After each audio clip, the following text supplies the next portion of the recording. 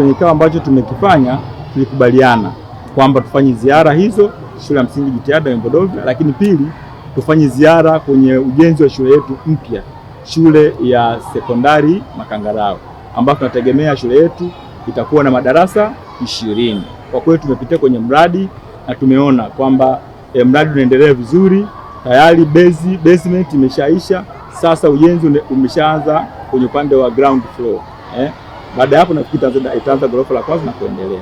Kwa mujibu wa mkandarasi kwamba mwakani 2027 mwezi wa 10 atakabidhi majengo yetu au shule yetu, na tunatarajia 2028 shule yetu itaanza rasmi kuoperate.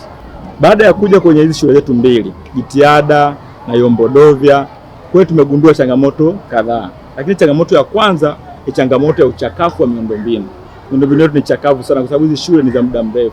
Kwa hiyo ukiangalia floor zimechakaa sana, hata ukiangalia kuta zetu zinahitaji maboresho hapa na pale, lakini kikubwa zaidi changamoto ya madawati. Madawati ni machache, wanaokalia madawati ni wachache kuliko ambao wanakaa chini. Kwa nichukua nafasi hii mimi binafsi kama diwani tayari, kwa sababu nilishapata taarifa kabla sijafika, nishaanza kutengeneza mpango kazi, na hata hivyo nimeshatoa maelekezo kwa mwalimu mkuu na uongozi wa shule kwa ujumla. Hapa nimekutana na mwalimu mkuu, nimekutana na walimu, nimekutana na kamati za shule, nimekutana na UWAWA, yani umoja wa wazazi na walimu wa shule zote mbili. Tumekubaliana dhamira kubwa ni nini?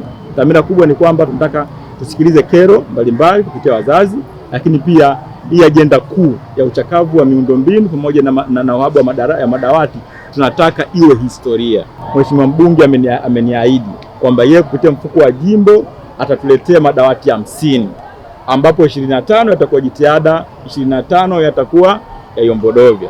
Lakini pia na mimi nitaleta tena madawati, na wazazi pia tutaka tuone namna kwa, na wadau mbalimbali tayari tumeshawatafuta na wao wako tayari kuchangia.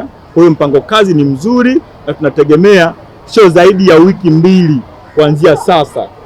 Changamoto hii ya madawati tunaenda kufanyaje? Tutafuta mwarobaini wake. Shule ya msingi Yombo-Dovya na Jitihada tunakwenda kuhakikisha kwamba inafanya vizuri, inakuwa miongoni mwa shule ambazo zitafanya vizuri sana kitaaluma. Tumekubaliana na walimu wameniahidi kwamba changamoto tukizimaliza na wanafunzi pia wameniahidi tukimaliza changamoto, nafikiri sasa maendeleo upande wa taaluma yatakuwa kwa kiasi kikubwa sana.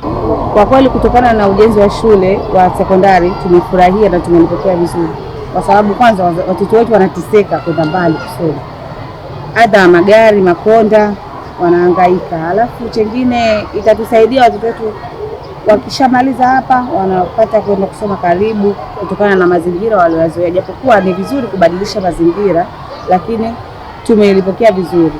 Namshukuru sana Mheshimiwa Rais kwa jitihada zake zote kutokana na shule ya kwetu hii ya sekondari na ujenzi wake. Kiukweli tumefurahishwa sana na jambo lake. Kwanza Mwenyezi Mungu amzidishie sana, na pia amefanya jambo zuri kutokana na watoto kutoka hapa shule ya karibu na kwenda kule sekondari.